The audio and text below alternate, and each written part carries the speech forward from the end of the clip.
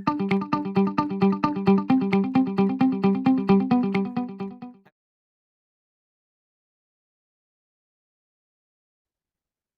is John McGrath with Alight Solutions. Today we're going to be walking through the undergraduate enrollment dashboard in our higher education demo.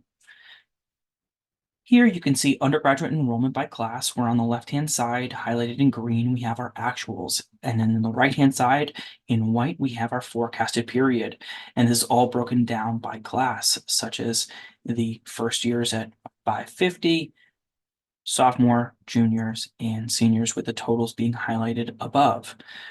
We can also review the area of study or the schools for which they are enrolled and the breakdown of the current year.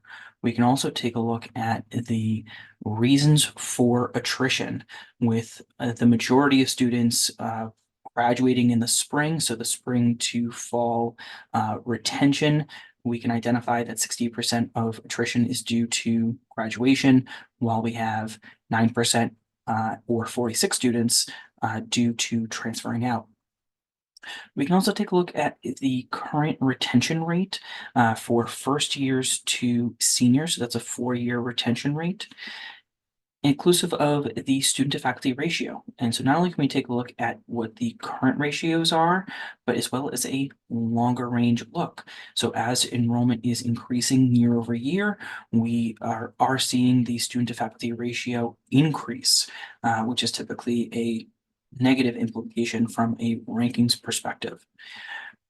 We can also measure usage, such as the dining occupancy and the room occupancy, when we have gauges here. So not only a current look, but as well as a 5-year look. So you can see that as enrollment is increasing and we're not making changes to dining and room capacity, we'll have a decrease.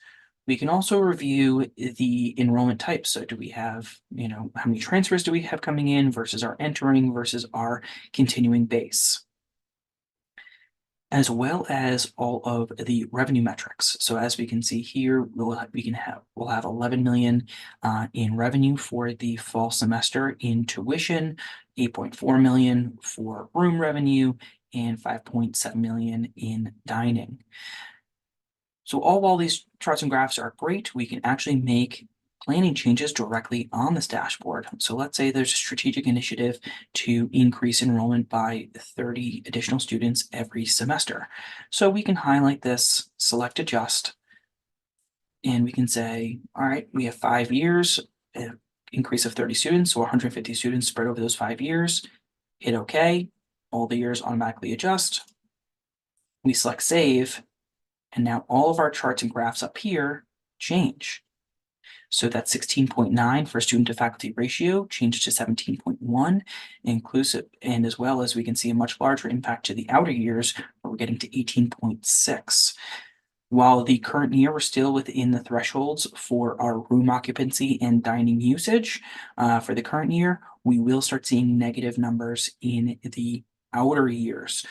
So this would be an opportunity to identify, all right, if we were to take this initiative, we would need to either increase our room and dining capacity in some measure, or another strategic initiative would be to send more students abroad so that we don't have as many students on campus. There are many opportunities to structure these types of enrollment changes, but I hope you enjoyed this review of the undergraduate enrollment dashboard in adaptive planning.